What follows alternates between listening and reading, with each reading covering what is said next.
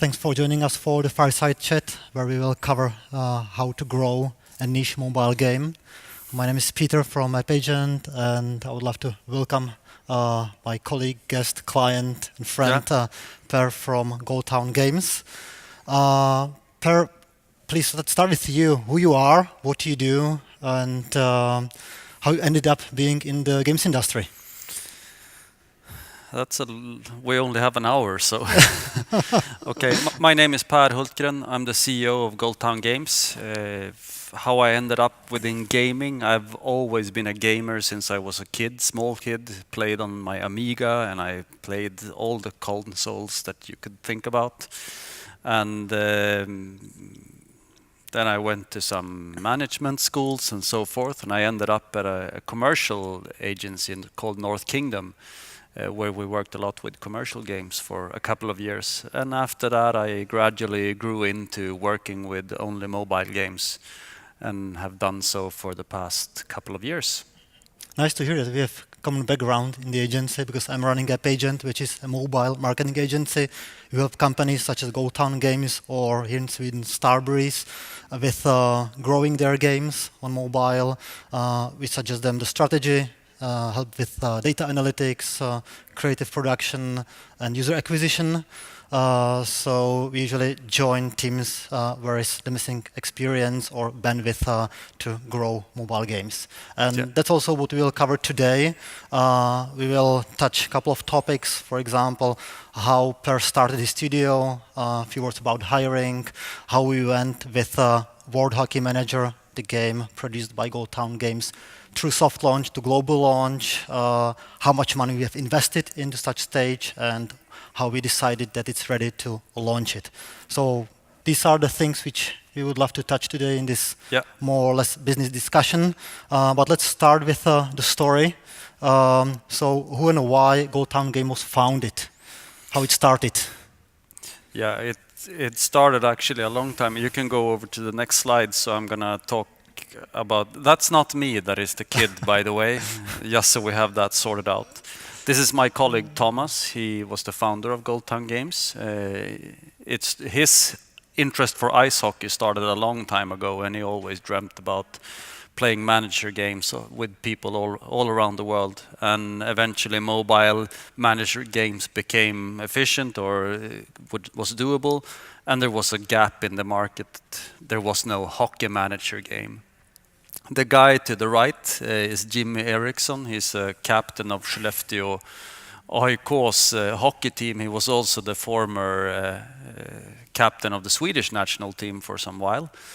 And he's also really into manager games. So the two of them, they discussed that over some coffee or maybe beer in Skellefteå.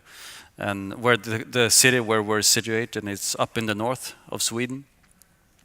So the idea came from there. Thomas met some other people, and a long story short, out of it became a hockey manager game. When the studio was founded, was it like 2015? 2015, correct. Yeah. So over the past 3 years, you grew up to 25 people almost? Yes, now we're 24 right now. 24? Yeah. So, question from my side here, why you decided to hire an agency for marketing, and also which roles you have in-house nowadays? Yeah. I mean, the roles in-house, we have them, most of it is up here, and there's a CEO, there's me, we have a CTO, someone responsible for the technical part of it, product manager, brand manager that works with the company's brand, but also the way we would like to portray the company and the brand globally. There is a bunch of developers. We work with art, UA, managing, of course, testing, data analyst, and so forth, motion graphics and communication or community management, which is a very important part. When we came in to work with you guys was an early stage. We're going to move further into that, but you have a lot of expertise within user acquisition and some niche specs or specific expert competences that we felt that we needed. And it's also good to get a mirroring of what you're doing from an outside part. Sure. Talking about roles, which ones do you consider the most important now? Because the game is out for more than a year, after the global launch. Yes. So looking backwards, which roles, when you start a new company, should be the most important ones where you should put your biggest effort when hiring for these positions?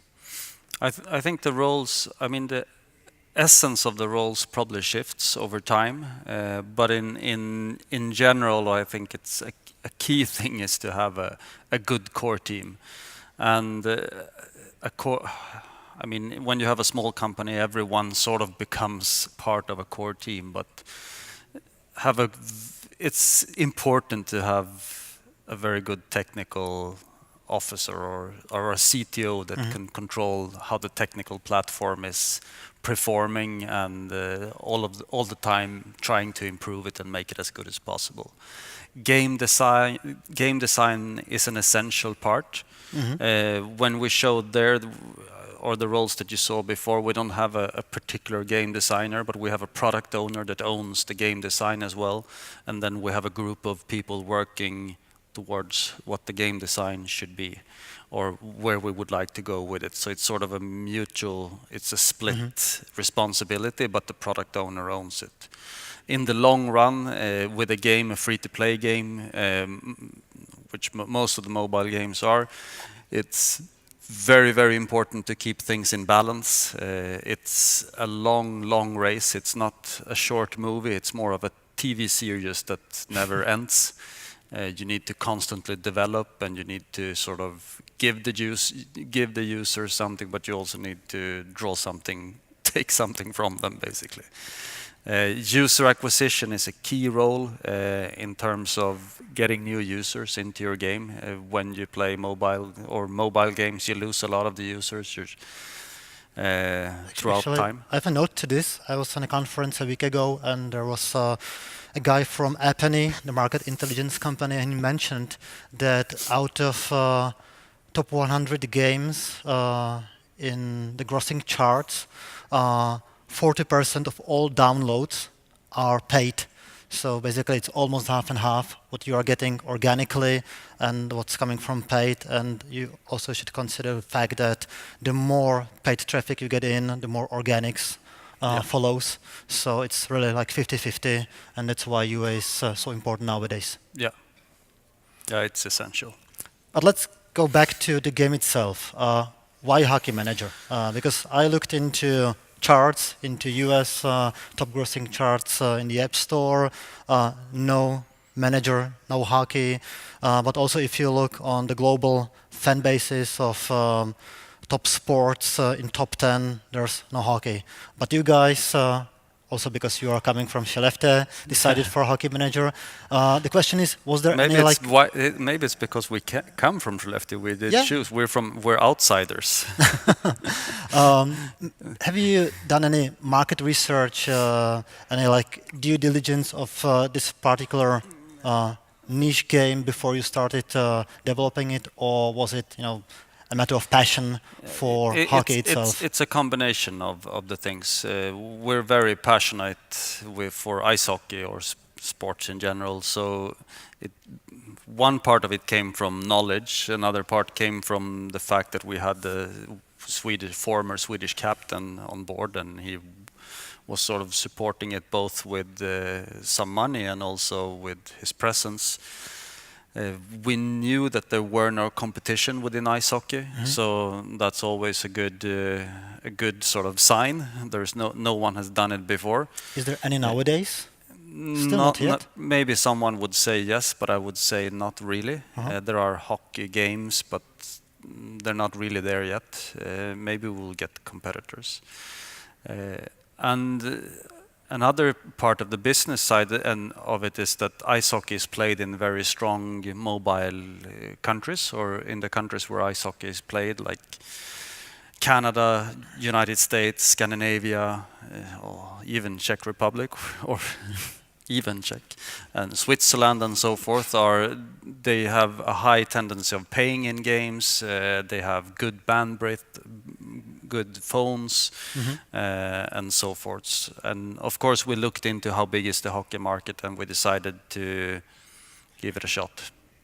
Actually, yesterday we discussed with Per what are the opportunities for manager games, and we discussed cricket, which was one of the top sports on the list behind us. Yeah. But just to follow up on what Per just mentioned, the thing is that cricket is popular in countries where you have very low monetization, like India, and you have to be always thinking to whom you are selling the game and how much money you can get from these people, where they are located, what are their purchase behavior, and I will touch this later on in a part where we will discuss how to pick countries, both for the soft launch and the global launch.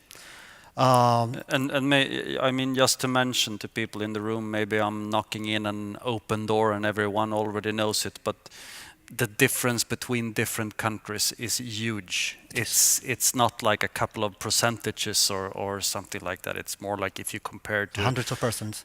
Yeah, it's several hundreds of percents and maybe even thousands sometimes. Yeah. If you compare like edge cases like India and Switzerland. Correct. It could seem like India is a super good market, but you will also need to move through hundreds of thousands of non-paying users, and you need to get those in as well to get the paying users. Sure. Yeah. As we are in the story part now, how long it took from the initial idea to the release candidate, which we launched, I think it was in February for the first cohort of users. Yeah. Actually, I think it was in January 2017. January 2017 we launched. So, from the idea, as you mentioned, the idea came up around 2015. During 2016, we worked with the product. We redid it a couple of times. Threw everything away, brought things back again, and sort of reshaped the product. I would say that maybe we were working on it for 6 months before we soft launched. That's quite quick. Which is very quick, I would say. But maybe, and that could be discussed, maybe we soft launched too early. I don't know, but it's also you can make a lot of learnings from soft launching a game early.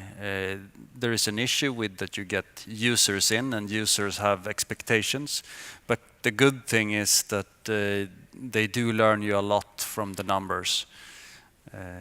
But about 6 months before we soft launched, and then we were on a soft launch for another 10 months before we actually released it globally in December 2017.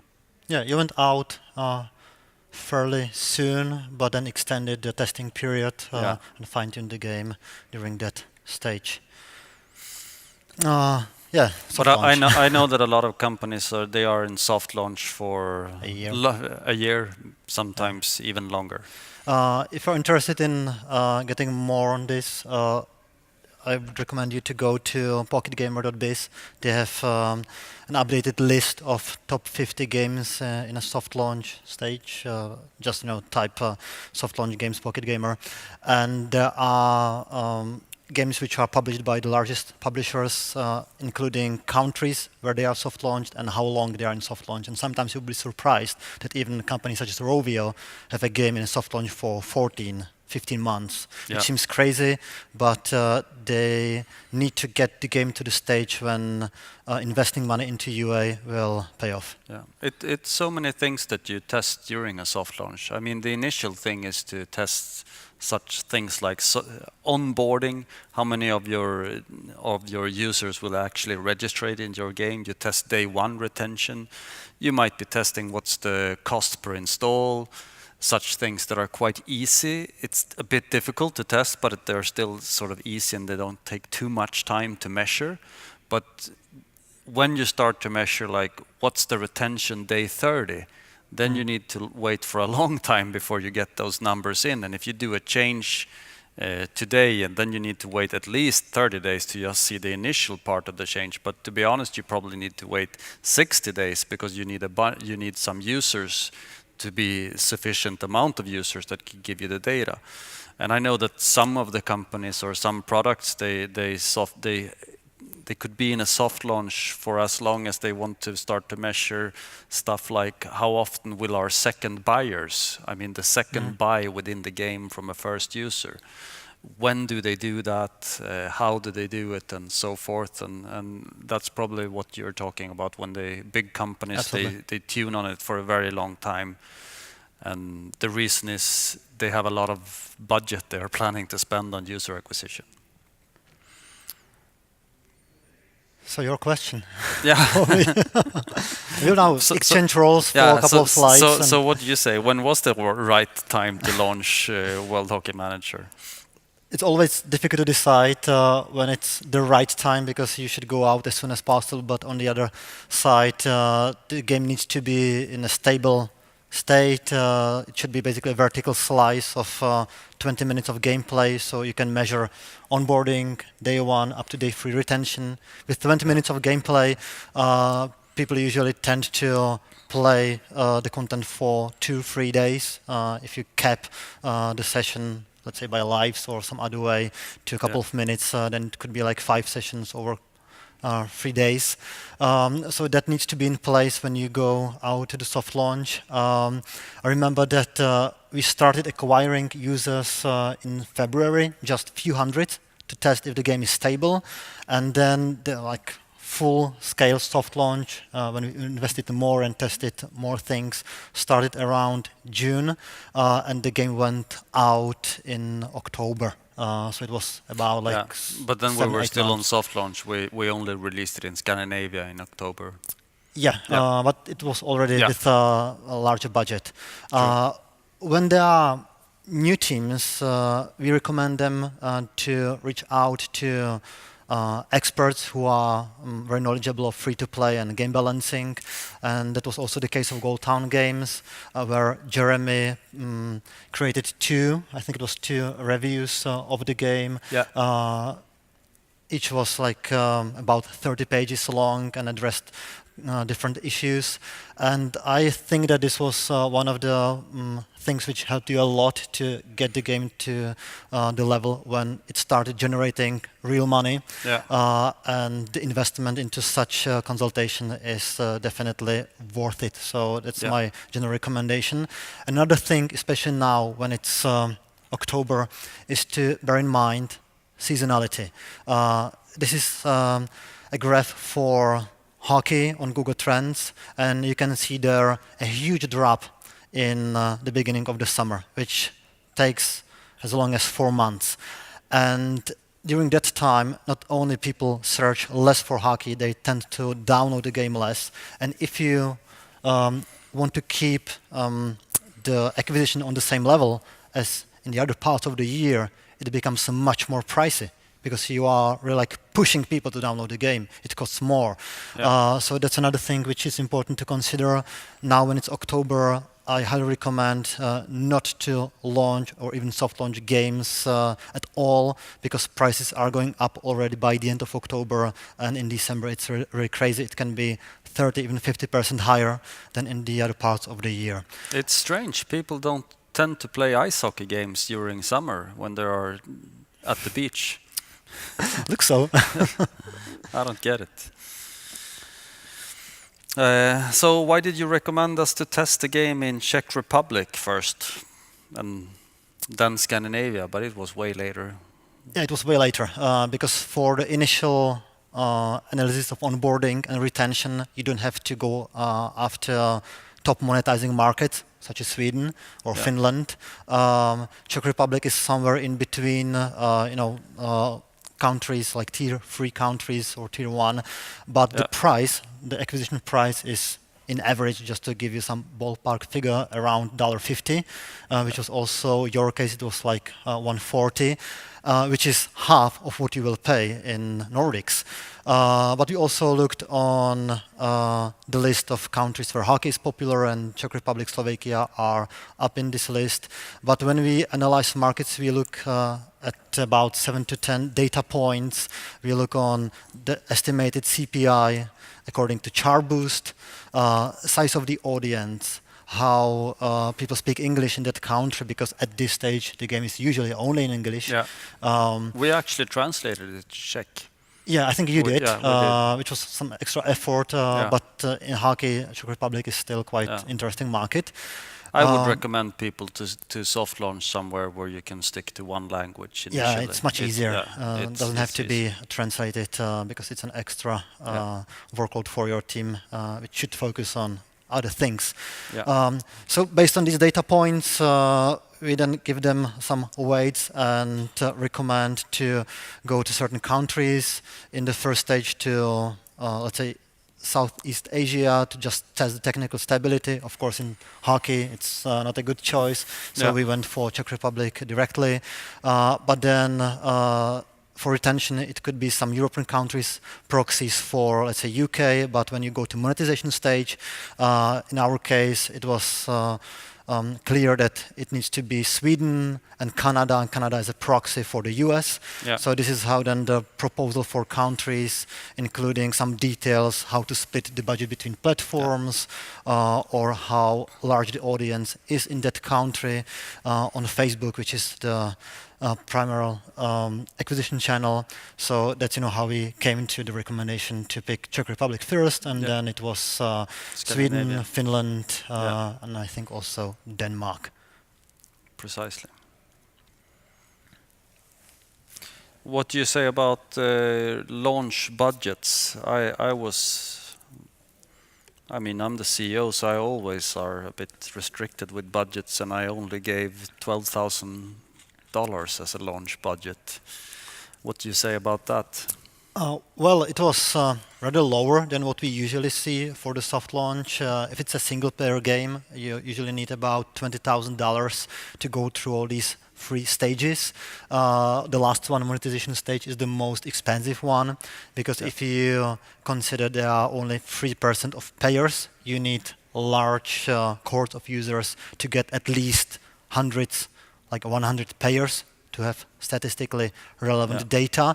So the last stage is the most expensive one.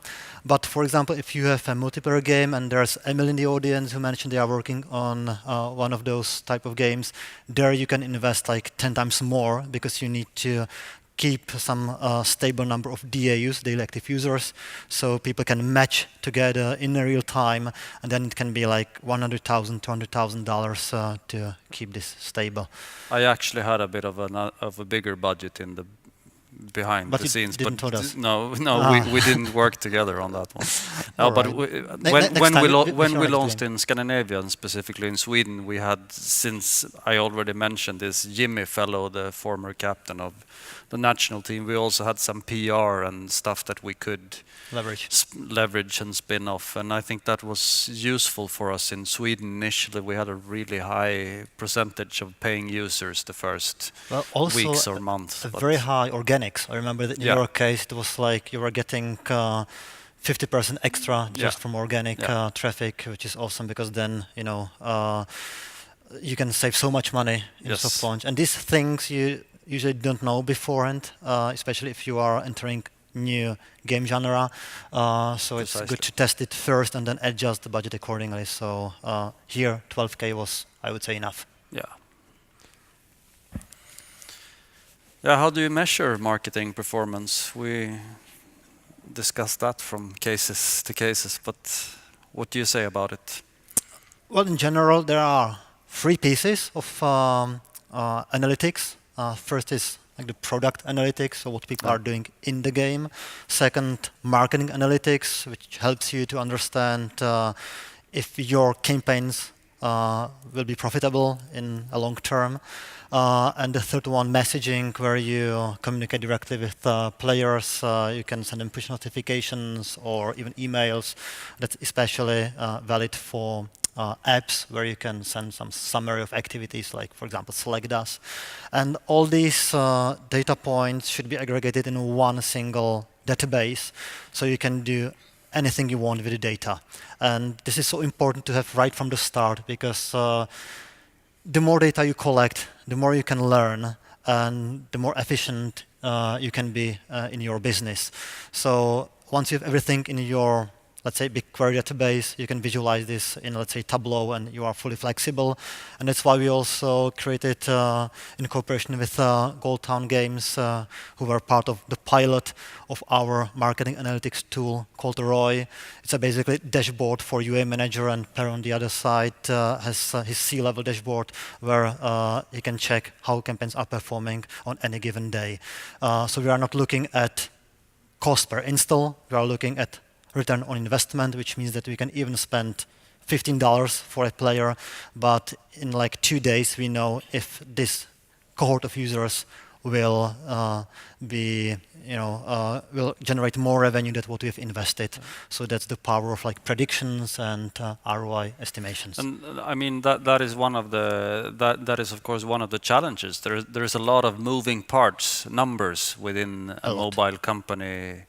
I mean, you have user acquisition where costs will vary all the time depending on market, targeting, interests, and so forth. And then you also need to balance that with spend and sort of a cash flow issue. We will get more back to that later.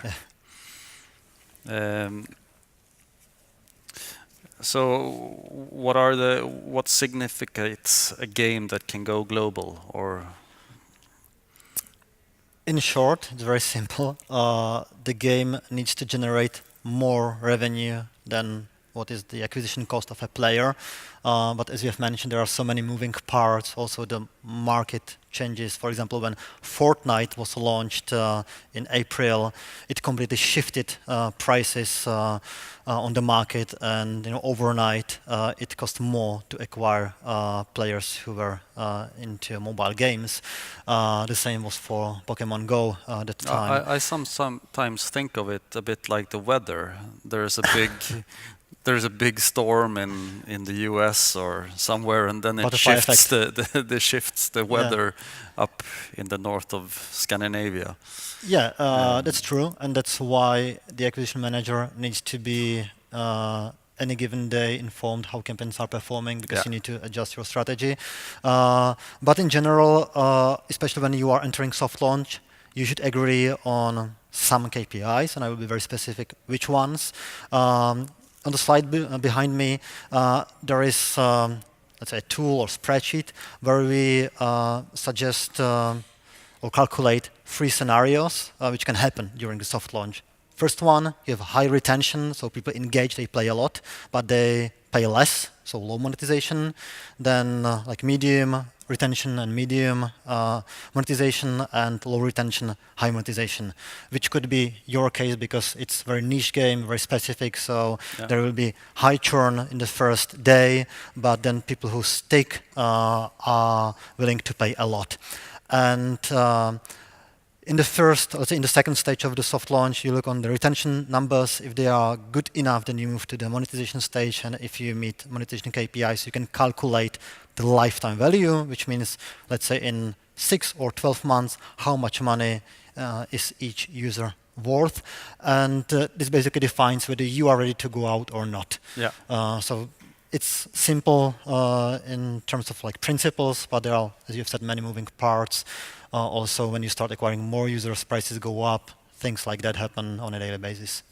But it's so simple to go global with mobiles. It's just you just tick the boxes, and then you push. Can you push it too early?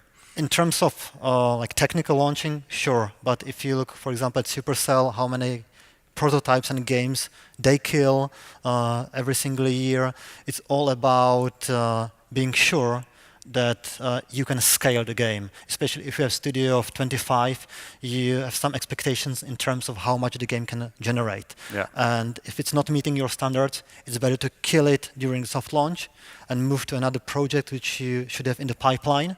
So at the end of the soft launch, you are really sure that you can invest a lot and generate a lot. Yeah. So the last part of the fireside chat is about post-launch challenges. So my first question in this part is, if you look backwards from the day you launched the game until now, which product changes led to the major improvements of the game? That's a good question. It's I mean, as we discussed earlier, we launched the game quite early.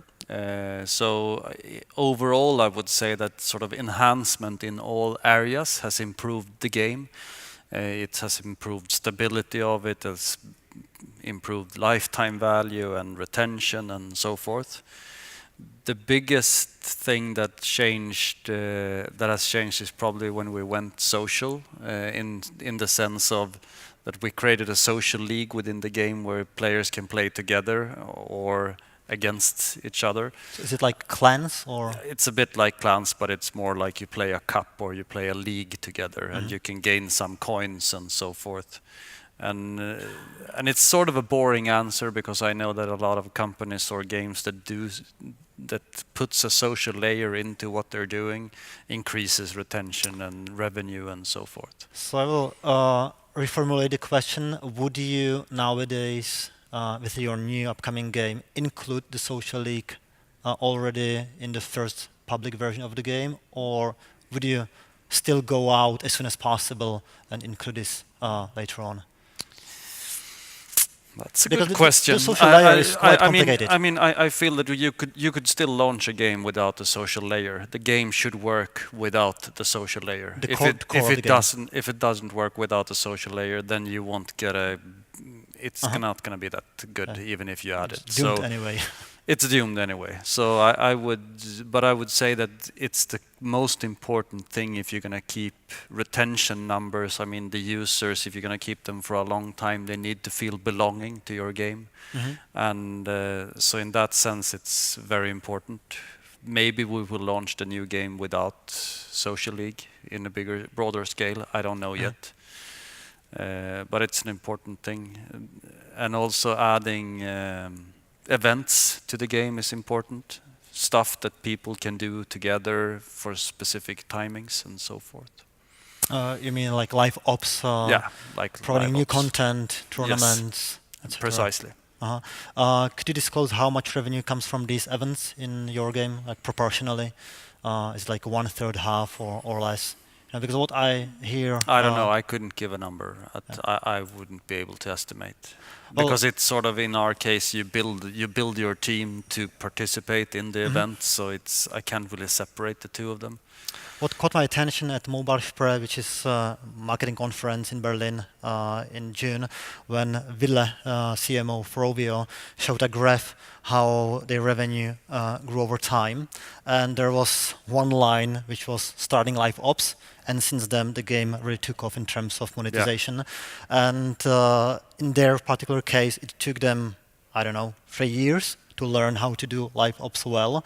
So it's like very complicated. You need to have smart talent, tools for that, and it's also very like time consuming. But I think that this case of Rovio shows... we spoke a bit about it yesterday over dinner, me and you, about live ops, and it's almost like it's in a way a separate part within the company. Like you need to drive the game, you need to drive user acquisition, but then live ops is like an event-based department.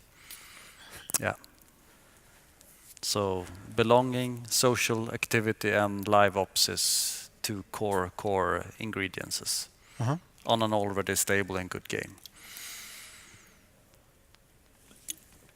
So when it comes to user acquisition and low-hanging fruits, it's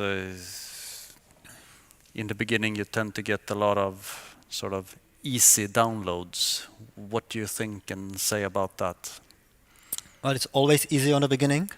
Prices are the lowest. You get the most relevant users, especially if you start using Facebook, where the algorithm matches your game with the best possible audience. But to pick, let's say, free, I think that you should always have a pipeline of fresh creatives for user acquisition, because every 2 weeks you need to refresh them, and producing a good video, which is usually the way how you present your game nowadays, takes at least 2 weeks. Sometimes it's even more.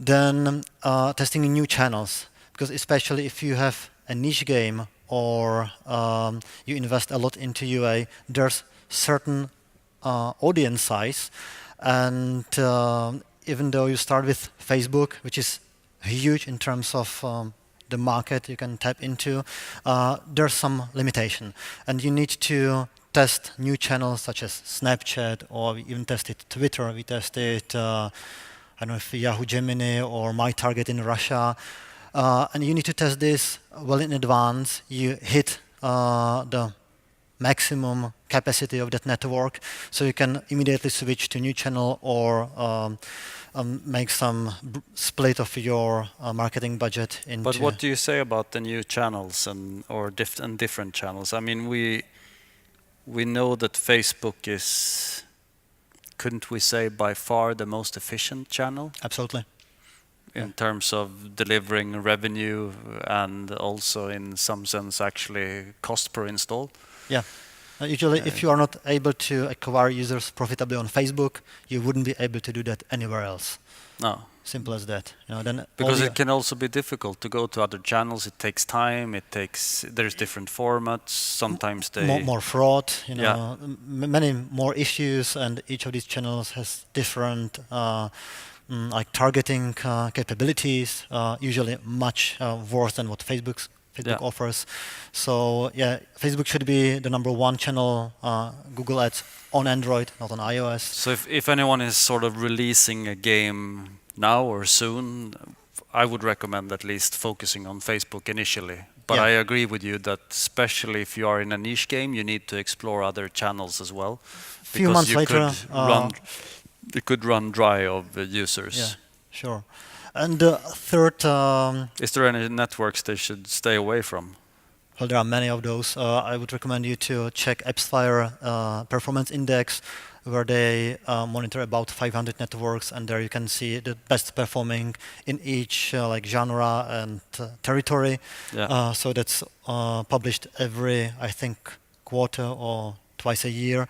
So that's the best document to study when you explore new channels. And in general, Facebook AdWords have the lowest fraud level, and the further you go to, let's say, video networks and then some, But AdWords changed their algorithm, didn't they? They sort of changed they changed the entire system when they went for the 360. Yeah, nowadays in Google you can run only one type of campaigns, universal ad campaigns, which is very simple product. It's basically on autopilot. You can't do much about it. It works pretty well on Android, not that much on iOS. It doesn't work at all on iOS, I would say. Nope. Don't go there. No AdWords on iOS.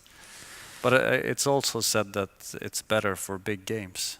But maybe that's just a rumor. Because you need to get a lot of data, so the algorithm learns what's the best fit for you in terms of the audience. Yeah.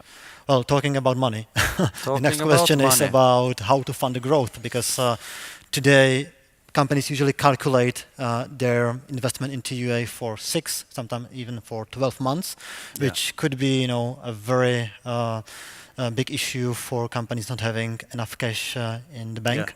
So how you approach this challenge? What are the alternatives you would recommend to the audience? It's a bit special because Goldtown Games is it's a publicly traded company, so we are on a stock market and have a lot of owners, which of course helps financing. In some sense, you could do emissions and get more money in, basically.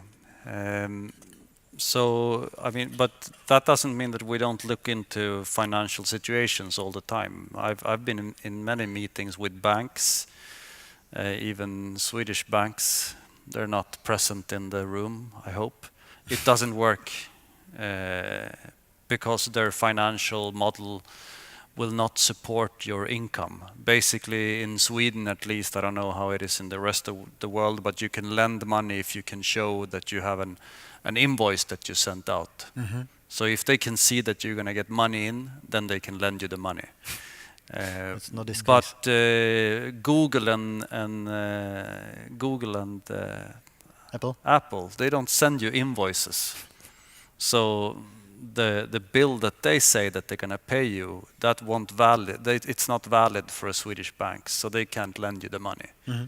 Bottom line. So maybe it's worth trying, but it's going to be difficult. So how you solved? You can then there is, due to that, I would say there is a bunch of different networks that you could try out. I know that we have a couple of them on the next slide here. Pollen VC is one, Infit Capital, Tilting Point. They all are equivalent to the mobile game industry's SMS loans. You pay a really high interest in this. I mean, there's no doubt about it. It could still be well worth it because you could scale your business good, but it's going to cost a lot. And we're not only talking 10% of interest. If you look at efficient interest, it could be up to 25% per year. And often you need to sign up for a sort of a longer term. It might feel and sound in the beginning like it's easy, accessible money. It could be, but they also need some sort of security from their investors. So it's not a nice. It's sort of a quite frustrating process to scale a mobile company. Yeah. But it's good that these services do exist, but you need to know that it's going to cost you a lot of money to do it. If you could get money from banks, good. It's going to be difficult, but maybe possible, a bit at least. Then you could maybe do some convertible loans or similar things, but you will need money to grow your mobile business. Sure. So what are the biggest hurdles then, besides money, of course, to grow a niche game? Well, for like growing the audience, you always fight the ever-changing nature of the business, where the efficiency decreases over time, prices go up. Also, you have multiple options today how to market your game. Performance is usually how it starts on Facebook, AdWords, and all these channels which we mentioned. This is most efficient because you can control it. You can direct advertise to those people, but there is some limitation whom you can acquire through these channels. Then there are influencers, which are maybe addressing different market and definitely drive very good quality of users if you find a good match between your game and the audience of the influencer. But it takes enormous time to build these relationships, to set up a deal, and you also might pick someone who is not the best fit, and then you just burn the money because you pay up front. But it's definitely another way how to scale. And the third one, and that one you can see for titles such as Game of War or Clash Royale, is the mass media, TV, outdoor, where you basically address anyone watching telly or passing by the billboard, which is a large market, but 95, maybe 97% of those wouldn't be your audience. So it's always important to do the homework first when you are entering market with new game, and understand what's the size of the market, have some B plan where you would proceed once the performance goes down for, let's say, Facebook, which influencers you will use, and if TV, for example, makes sense for you.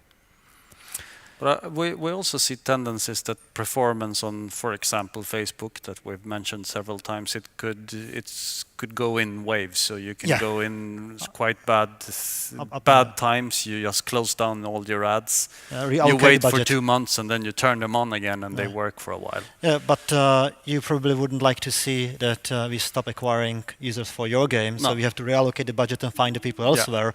Otherwise, your number of active users will be bumpy. So that's all about planning and having always the B scenario ready for any given case. And don't spend money on TV before you have that cash flow sorted out. And before you leveraged all the previous options. So we are almost finished. My last question is, what are your plans for the next year? I'm going to answer that. It's partly, we're launching, we've already soft launched in South Africa. We're launching a football game. We build on the same platform as the hockey manager. So we move into different sports. Part of it we discussed with the seasonality of, for example, ice hockey. That's not that strong during summer. Football is hopefully a bit stronger. And eventually our business model goes to that we would like to scale mobile phones or mobile manager games to all major sports that we find sort of decentable, likable, that we would make money from and so forth. So the football game is our next thing, and we're trying to solve that out, to brush it out as much as possible before we will go to more monetizing markets. Cool. I'm excited about this. Yeah, it's going to be fun to see. It's good for us to get some more games and products to stand on. Perfect. Yeah. Per, thank you very much for joining me today. Thank you. And